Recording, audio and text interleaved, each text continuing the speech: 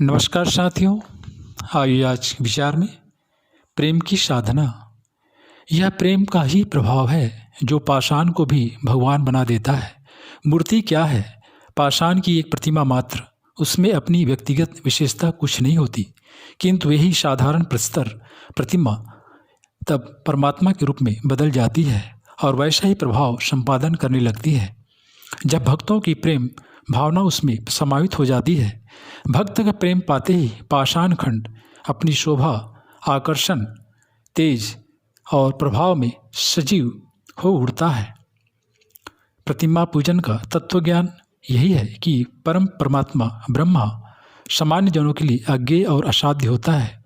उसमें प्रेम किया जा सकता है, उसकी भक्ति भी की जा सकती है, किंतु यह भावना मानसिक अस्थैर्य के कारण निष्प्रभावी हो जाती है।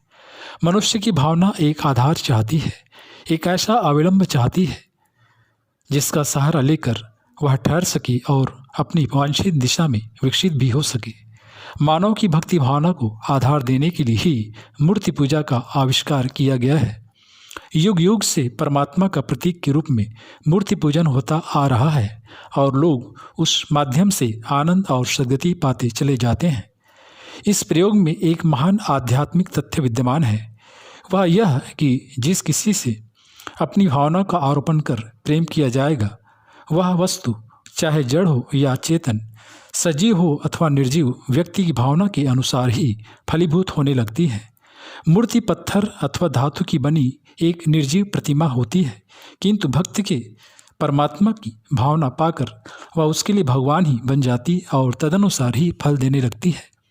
तथापि मूर्ति में यह विशेषता आती तभी है जब भावना के साथ अखंड आस्था और श्रद्धा का भी समावेश हो। साथियों, प्रेम संसार का अमृत माना गया है। अमृत की तरह इसमें आनंद और अमरता का गुण होता है। प्रेमी का हृदय प्रतिक्षण आनंद से परिबालित रहता है और परमात्मा से सानिध्य पाकर वह अमर पद को पा ही लेता है। इसलिए इन दोनों स्थितियों को पाकर मानव जीवन सफल और सार्थक बनाने के लिए प्रेम की साधना करनी ही चाहिए।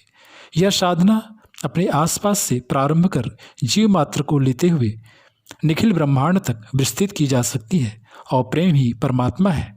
इस तथ्य वाक्यांश को अपने इसी जीवन में चरितार्थ कर मुक्ति और मोक्ष का लाभ उठाया जा सकता है।